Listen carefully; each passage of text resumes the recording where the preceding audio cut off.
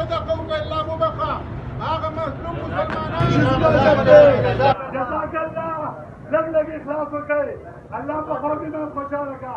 جزاک الله لګ مرسته وکړي الله په خو دې نام خوشاله کا هغه مظلوم فلسطینیان چې د اسرائیل بمباري په شروع ده دا هغه کورونه اعلان کړل زخمیانو له هسپتالونو ډک دي هغه مظلوم فلسطینیانو ته د دوایانو اجت دی هغې ته د خیمو اجت دی هغې ته د خوراکي شیزونو اجت دی څنګه چې الله حکومت د اسرائیل په شا ولاړ دی موږ تاسو ته پکار دي چې موږ هغه مظلومه فلسطینیان